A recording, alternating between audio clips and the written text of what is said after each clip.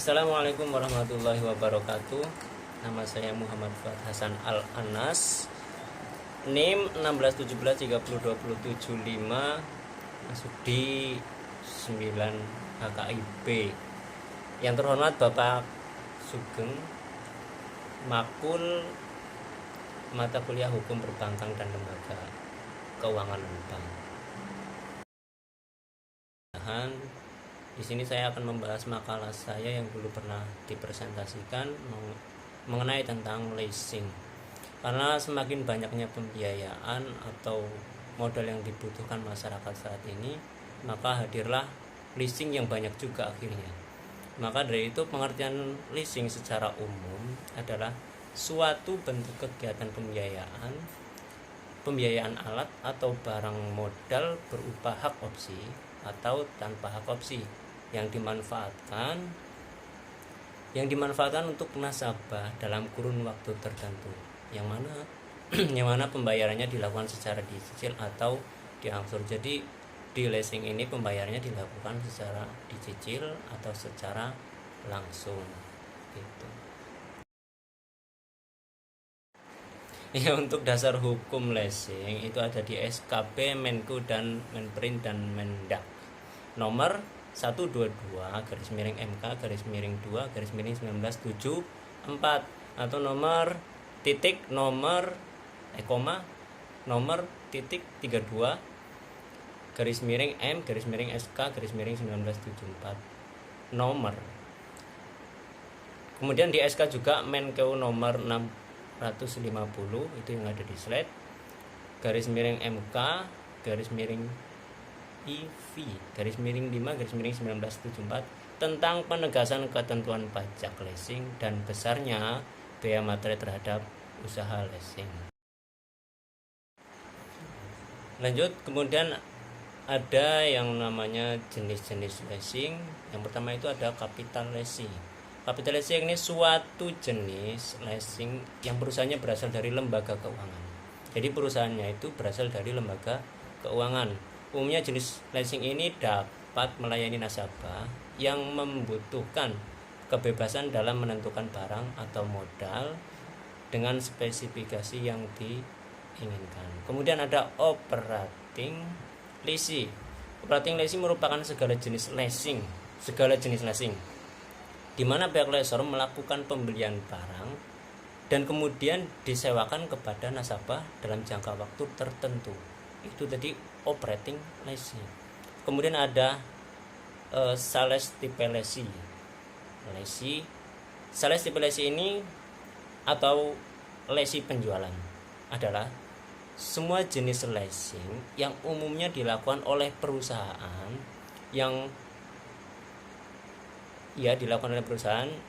industri yang menjual leasing barang dari hasil produksinya.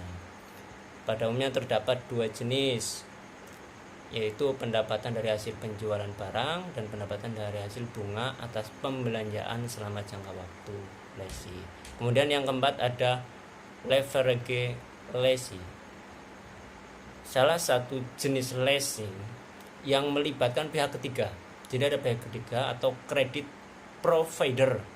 Dengan kata lain, lessor tidak melakukan pembiayaan objek leasing sebesar 100% dari harga barang, melainkan hanya sekitar 20% sampai 40% saja. Sedangkan sisa harga barang tersebut dibiayai oleh pihak yang ketiga. Kemudian ada yang kelima, cross border leasing. Cross border leasing ialah sebuah jenis leasing yang dilakukan antar negara. Ini antar negara. Yang tadi masih dalam negara, ini sudah ke antar negara.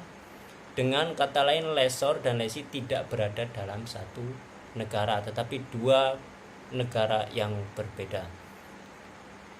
Begitu. Kemudian ada pihak-pihak yang terlibat dalam leasing. Ya, kita sudah ketahui itu ada yang pertama ada lessor. Lessor itu satu pihak yang memberikan jasa pembiayaan. Jadi lessor itu yang memberikan jasa pembiayaan tersebut kepada nasabah atau kepada si lessee.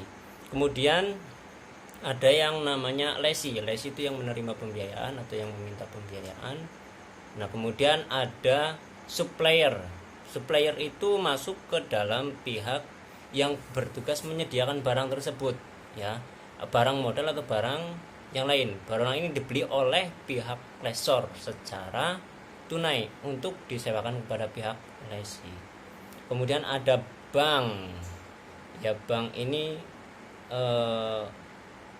sebagai penyedia dana, baik dari lesi maupun lessor, gitu.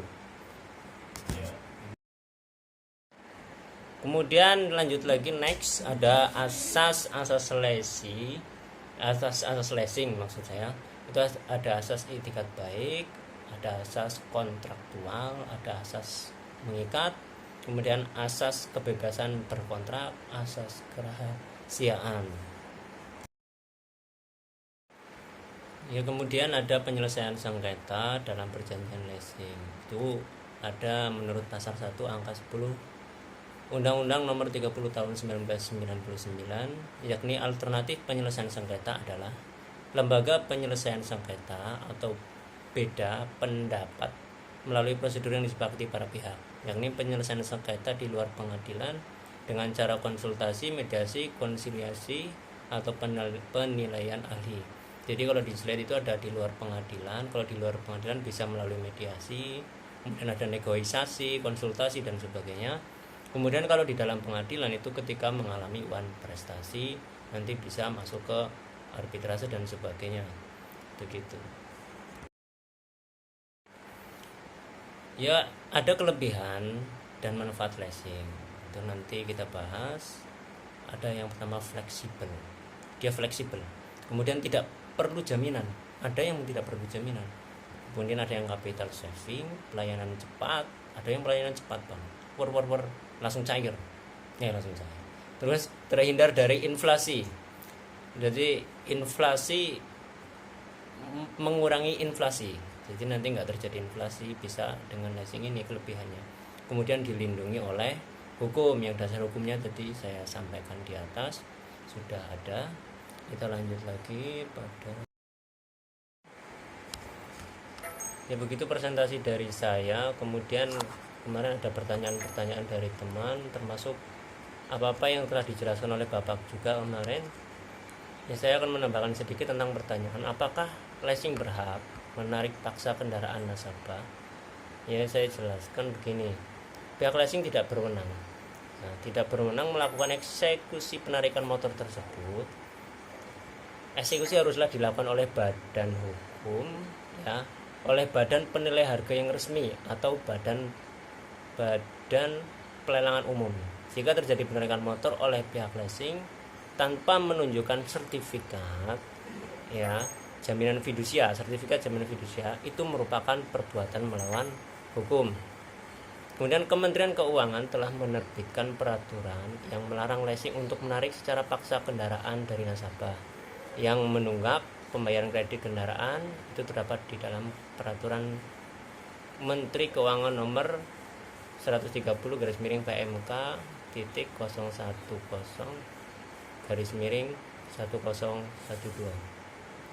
Tindakan leasing melalui debt collector yang mengambil secara paksa, ya, kendaraan berikut STNK, kunci, dan lain sebagainya hingga motor dapat dikenakan ancaman pidana. Ya, tindakan tersebut termasuk kategori dalam perampasan.